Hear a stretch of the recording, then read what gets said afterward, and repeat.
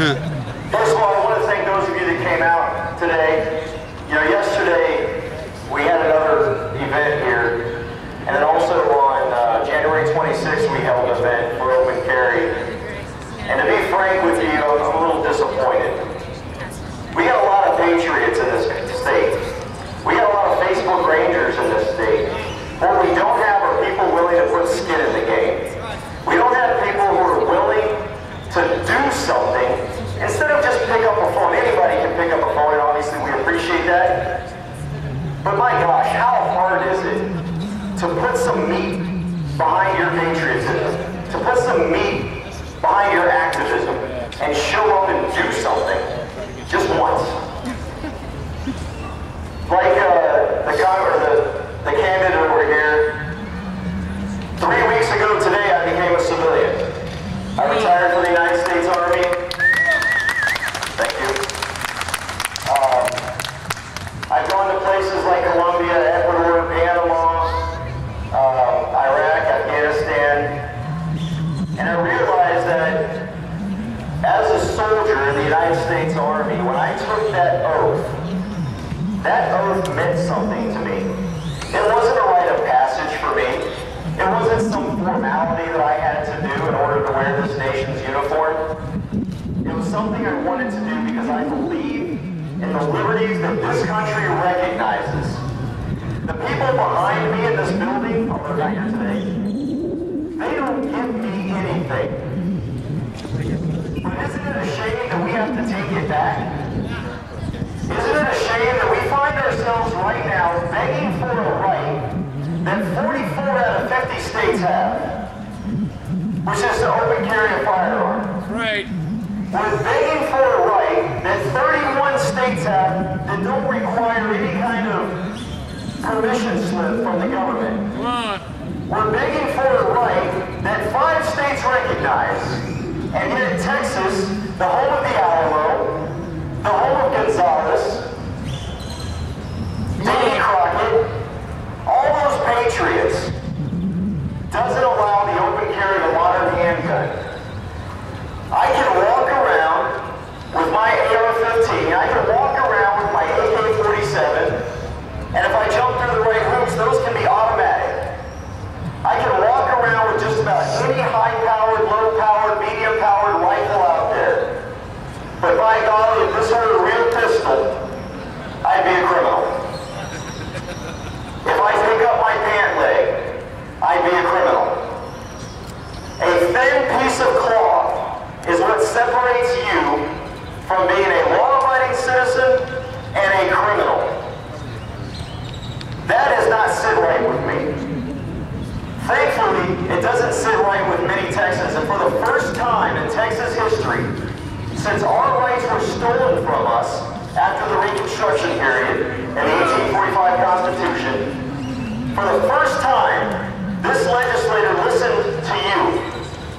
And they passed open carry and campus carry out of the legislature, but they only listened to you with 1 ear open.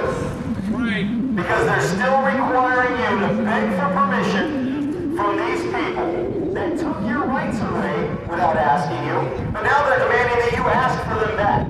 Right. We have had thousands, if you include all the groups that come and take in Texas, Texas Carry, Open Carry Texas, all the different county groups that are out there, we have had over 3,000 logs across this state. Right. Carrying rifles, carrying black powder revolvers. And I'm going to ask you guys a question, just one guess. How many people have been raped, robbed, mugged, murdered, shot, killed, whatever? Any guesses? 0. 0. And we were carrying those scary rifles. We were carrying those assault rifles. We were carrying those guns that they carry over in the combat zones. And 0 people got hurt and injured. How many people have Moms Demand Action's bodyguards assaulted? How many people have Moms Demand Action bodyguards? How many have they assaulted here in the Capitol? At least 1. At least 1 we know of. We are fighting a major battle here in this Texas. We are fighting for liberty on many different fronts. Yes. There is a magical line that surrounds this complex. Yesterday when I was here,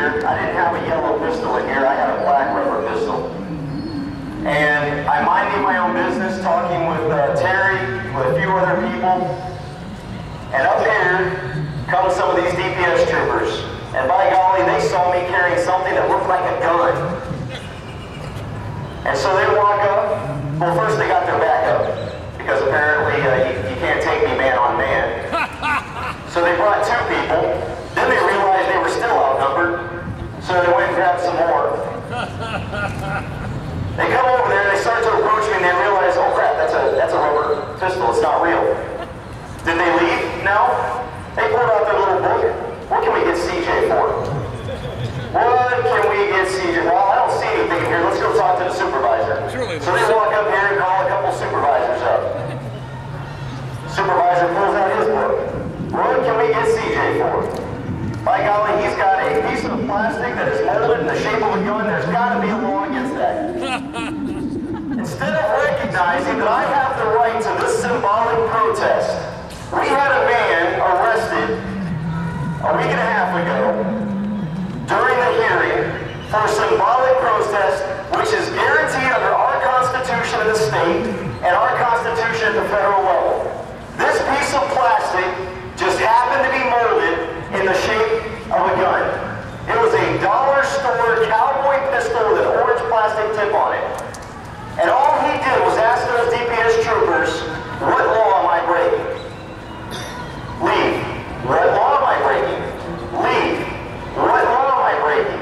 You're under arrest for criminal trespassing in our house. Yeah. This doesn't belong to them. It does not. This is my house. Criminal trespassing means you trespass on the property of others. Of another. This is my house. This is your house. This doesn't belong to these state troopers in here. It doesn't belong to these people who are wearing little pins that identify them as elected officials. This house belongs to you and me. And yet when we carry a piece of plastic in here, they create a law out of thin air to keep you from symbolically protesting the kind of tyranny that's inside this building. Right. Joe Straus right now is telling us that open carry and campus carry doesn't have the support to pass the House. He lied. He did lie. The support is there. Joe Straus doesn't want to offend his Democratic supporters. Joe Straus needs to be primary next election. Here, here. Amen. He needs to be primary now because you can't trust the people in this building to honor their word to you when you elected them into this office on a campaign to oppose Joe Straus. So the only way you can get rid of Joe Straus is to vote him out in the primaries. And I hope there's somebody here in his district that's willing to do that. Matt Beebe. Matt Beebe. All right, there you go. Yeah. Now on that note, then I'm gonna end it because my heart's pounding. I'm getting a little worked up. That elected cycle that we have, this legislative process that we have, it is one thing for you to come here today. It's one thing for you to go to the Capitol. It's one thing for you to go to your representative districts and talk to your representatives and demand things or ask for things. What we need are not patriots who are willing to make phone calls. Not patriots who are willing to send letters and emails. Not patriots who are willing to follow me or follow the other open carry groups, because I'm nothing special. I'm one of you guys. Without you guys, I'm just a crazy guy hiking through the country with my son, carrying a rifle. We need patriots to stand up and run for office. We need you to populate this building. Yes. That is how we're going to get our rights back, because the people in this building, they don't care that people are getting falsely arrested here, and they have the power to stop that. They don't care about your right to be able to drive, transportation, carry a firearm in self-defense of yourself and others the way our Constitution reads. They don't care about that. They don't care about your right to your own education. What they care about, this is what they tell me when we talk about open carry here. I talk to all these legislators. What they care about is, well, CJ, I need to talk to the law enforcement community and find out what they think. Really? Our guns are meant to defend us against tyranny. That's right. Against the state. That's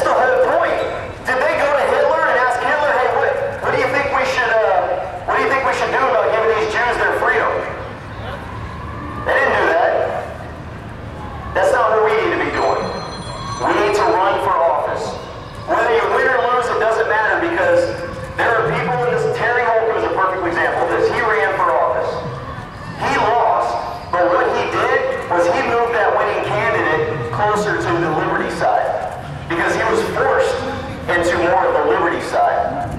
So even if you lose, don't go in it to lose, but even if you lose, you have forced that candidate into a conversation about our rights. Yeah. It is amazing how many of these offices go unchallenged.